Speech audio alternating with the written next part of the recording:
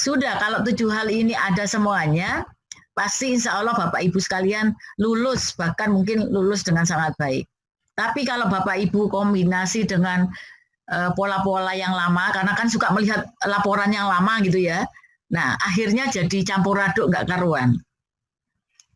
Nah ini 3 hal di dalam manajemen perubahan yang besok pada saat implementasi proyek perubahan Bapak Ibu akan dievaluasi. Yang pertama adalah capaian tahapan rencana strategis. Jadi apa yang sudah tulis di dalam RPP itu akan dinilai di sini. Bagaimana capaian tahapan rencana strategisnya. Apakah semua milestone, terutama jangka pendek, itu sudah dilaksanakan dengan baik? Apakah ada milestone yang di jangka menengah atau jangka panjang juga bisa ditarik ke jangka pendek?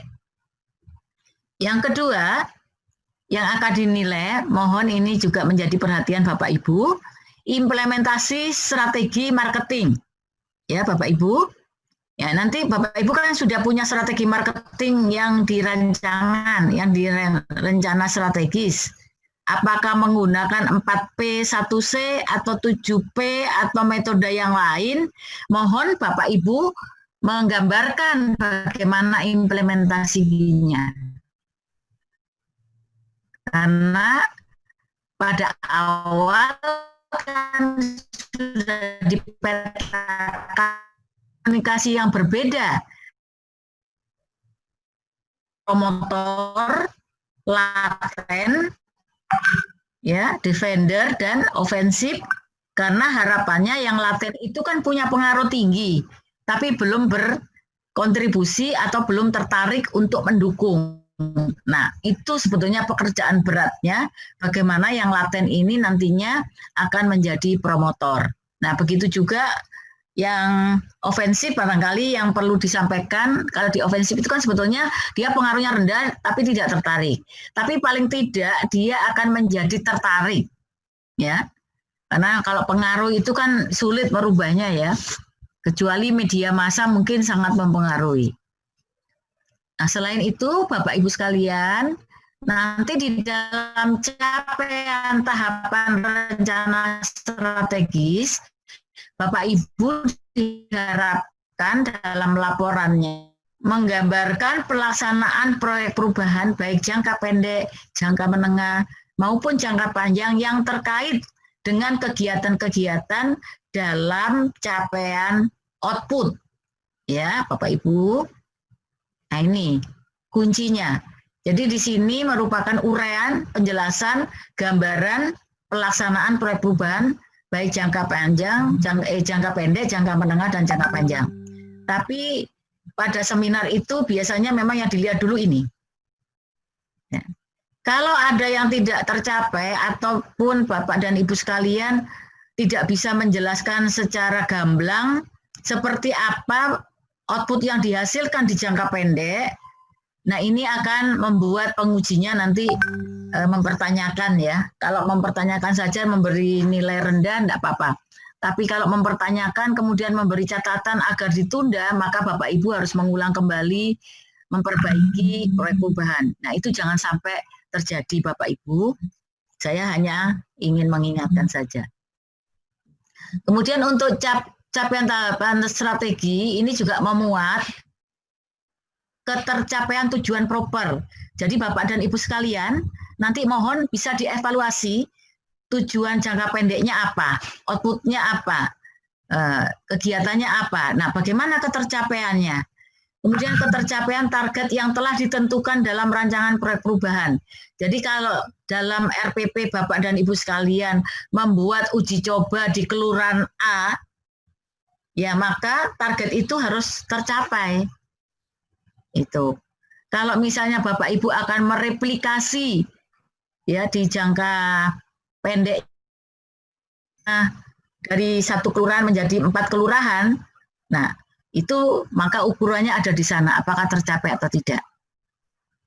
Kemudian selain itu rujukan pada rencana perubahan strategis ini juga sangat penting Bapak dan Ibu sekalian.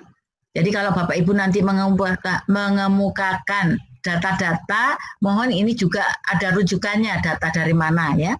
Kemudian bukti implementasi rencana proyek perubahan.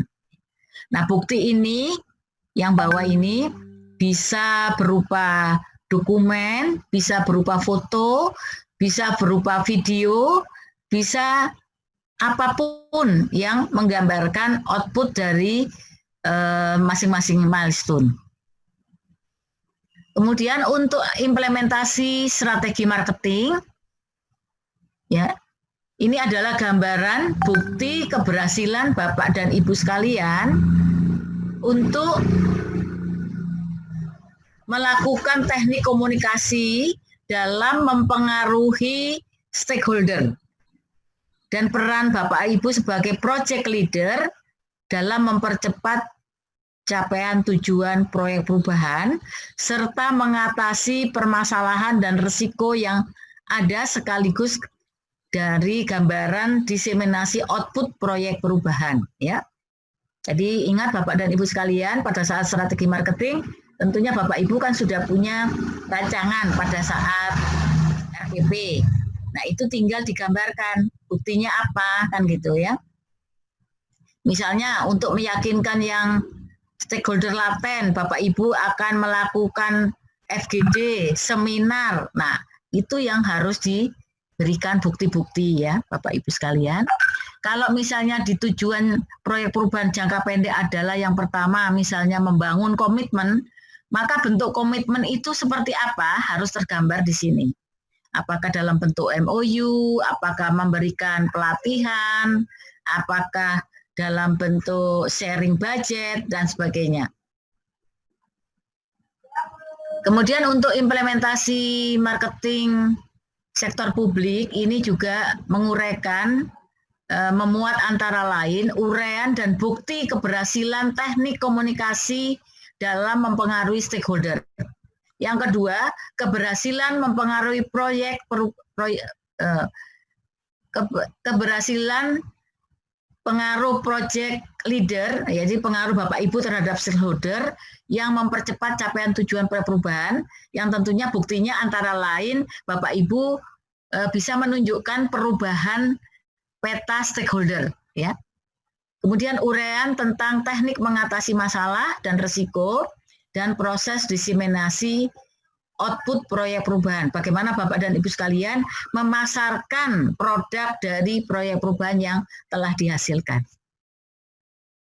Nah, untuk pemberdayaan organisasi pembelajar, ini merupakan uraian upaya dan hasil yang telah dicapai oleh project leader dalam mengembangkan pembelajaran organisasi guna memberdayakan stakeholder internal dan eksternal.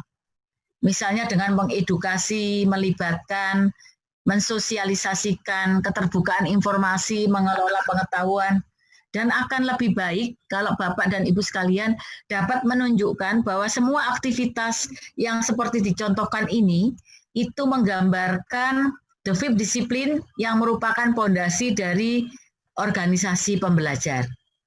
Ya, jadi silahkan nanti ada analisanya, ada uraiannya, ya, bentuk-bentuk kegiatan yang mencerminkan the fifth discipline atau karakteristik dari organisasi pembelajar. Nah, pada saat seminar implementasi pimpinan, yang perlu diperhatikan yang pertama adalah persiapan dokumen laporan dan bahan tayang seminar yang telah dilakukan oleh Bapak Ibu sekalian dalam implementasi proyek perubahan. Jadi ada dua, laporan dan bahan tayang. Ya, bahan tayang biasanya PowerPoint, dokumen biasanya dalam bentuk narasi. Ya. Kemudian selain itu persiapkan ruangan dan penyelenggaraan seminar yang diselenggarakan oleh penyelenggara. Jadi karena kita pakai distance learning, maka tidak perlu menyiapkan ruangan. Ruangannya adalah di Zoom meeting, ya, virtual. Yang ketiga, perbaikan atau penyempurnaan laporan proyek perubahan pasca seminar harus dilakukan oleh peserta, ya. Nah, ini penting sekali Bapak Ibu, karena nanti yang akan membaca itu kan bukan hanya Bapak Ibu, tapi juga penerus-penerus Bapak Ibu yang akan mengikuti pelatihan kepemimpinan nasional tingkat 2. Yang keempat, evaluasi kepemimpinan secara mandiri pasca implementasi proyek perubahan. Ya, jadi nanti Bapak dan Ibu sekalian diharapkan tetap dapat melakukan evaluasi secara mandiri ketika proyek perubahan ini sedang dilakukan dan sudah selesai dilakukan sampai dengan jangka panjang. Ya, jadi kalau mentornya biasanya paham tentang pola baru PKN 2 ini, biasanya pasti akan menagih bagaimana hasil evaluasi kepemimpinan secara mandiri pasca implementasi proyek perubahan.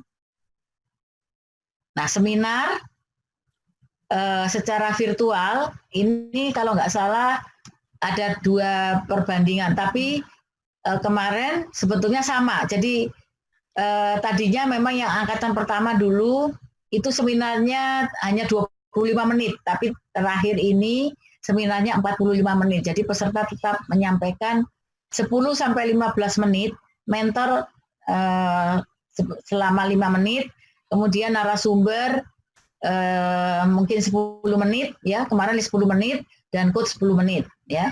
Nah, tanggapan peserta yang lain juga diberikan apabila waktunya masih cukup. Nah, untuk implementasi ini, mohon Bapak dan Ibu sekalian nanti bisa mendiskusikan tentang bagaimana masukan dari mentor dan penguji. Kemudian Bapak Ibu nanti akan merevisi laporannya, RPP-nya, dan kumpulkan catatan bukti kegiatan dalam bentuk lembar komitmen dan evaluasi bersama. Tapi saya rasa karena waktu kita sempit, mungkin akan lebih baik kalau kita buka saja diskusi tanya jawab, dan kita akan fokus kepada pelaksanaan proyek perubahan. Ya.